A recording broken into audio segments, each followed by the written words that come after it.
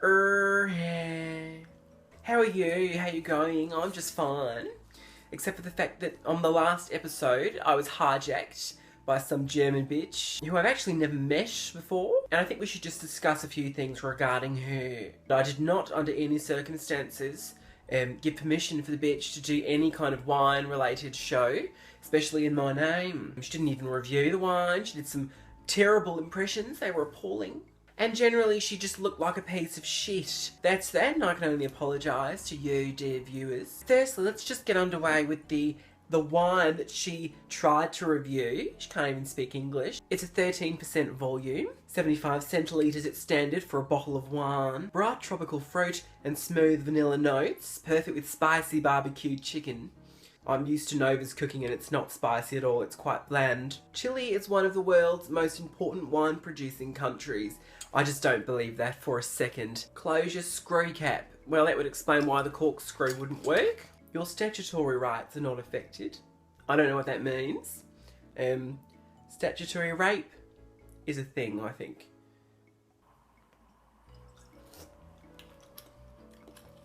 Oh, didn't she say this tasted good? I think she's a perfect example of why she was a crazy bitch. Do I sound ill?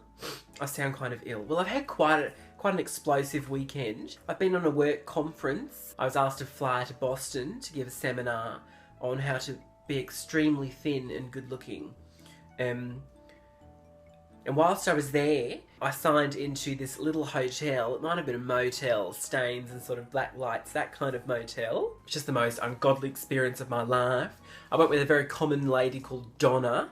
We were staying in this motel and she came across something in her room that she wasn't too happy with. Turns out there was a jar of piss there. Just a sort of your average casual jar of piss. Anyway, Donna runs into my room. You'll never guess what I found. Well, what have you found? Have you worked out how to open the minibar? Is there a Toblerone? Well, you'll never guess what I found. It's a jar of piss. Found a jar of piss. Oh, right. In your luggage or in the bedroom? I don't know what to do. Usually I call HR in this sort of situation. Do you think I should call HR? What, in the UK? You're going to phone...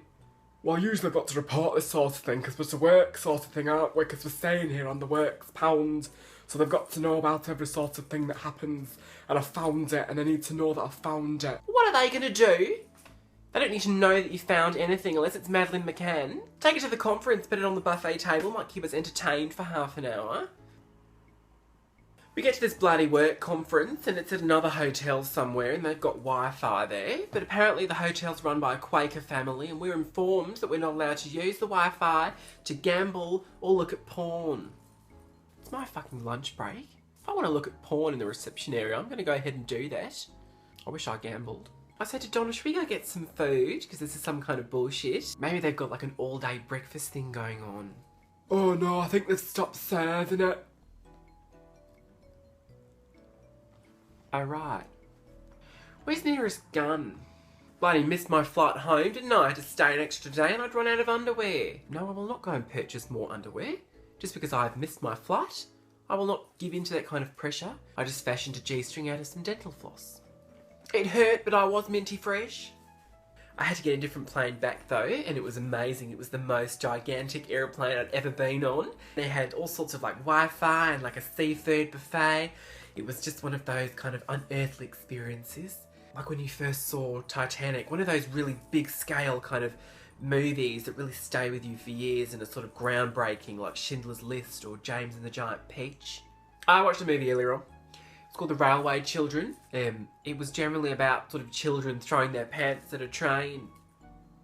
I don't think much else happened really. They're just sort of kids just throwing their pants at a sort of a passing train. Although their father was in it, and I think he was arrested for embezzling. It made me think of when I was little and I thought embezzling, the word embezzling meant motorboat. Because I think onomatopoetically it sounds like embezzling. It's been a long time since someone's embezzled me. It was probably around that time, the 7-year-old me, that I discovered the Neighbours theme tune.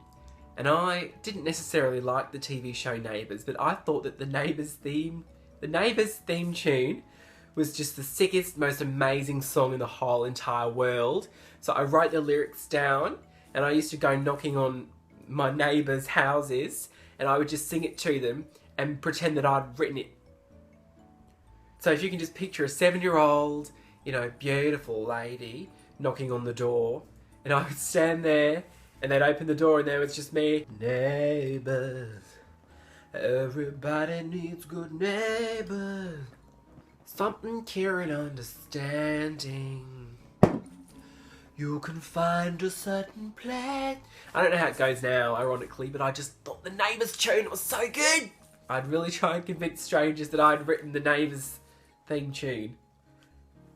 I'm not sure that I didn't write it, actually. So, upon realising that this German whore had taken over my show, I promptly called the Department of Deportation and had the bitch kicked out. So she's not even in the country anymore, and she won't ever be returning because I hate her. And she's just so fat. Did you see the size of her? I'm not into it. It's hard enough being Novympia. Imagine being a relative. You've got no chance. So I'm really enjoying seeing all of the comments and posts regarding our sweet little YouTube channel. I've been asked to make an Instagram account, which I might have to do. Threatened, actually, is more the word, which isn't ideal. Also, please stop sending me pictures of yourselves wearing diapers, because I get enough of that at home and I don't need that. Let's see, I've got an email. Oh, I sound so fluey and I do apologise. Mind you, it's kind of that Phoebe Buffet effect. My sticky shoes, why you stick on me? So I've got an email. It's the header says it's from Saskia Diaz. Oh, that's the subject. Saskia Diaz. Oh, Saskia dies. I don't... Attachment. Delete. Is that ISIS? Am I on TV? I've got hashtag Team Olympia, and I really appreciate that. And that's going to be a big thank you to, I don't know how to say your name, 789 Deracote, Dr. Coat, 9 Dr. McCoat. So thank you for that. That's beautiful. Also, a big, beautiful shout out to Sasha Matosevic. That's hard. Yeah. But thanks, great. That's great. And also, let's see, to King Ralph as well, for the hashtag Team Olympia. So I'm going to go ahead and put down here Instagram account. If you'd like to add that shit, go ahead. Twitter account is going to be up here if you'd like to add, and you can see me twatting. Facebook's up here if you'd like to add me on Facebook. Go right ahead and we can have a big old party, talk about how much we hate Nova. Okay, great. Okay, great. I'm going to finish today with a shout out to Wow Presents network partner Lacey Noel for her lovely eyebrow tutorial video, and I gave it a little go with my own bits, and I think it looks lovely. I think it looks beautiful, and I caught Nova in there actually looking it up as well because she saw me and just thought, shit, that looks so hot shit. So thank you for watching. Go ahead and subscribe.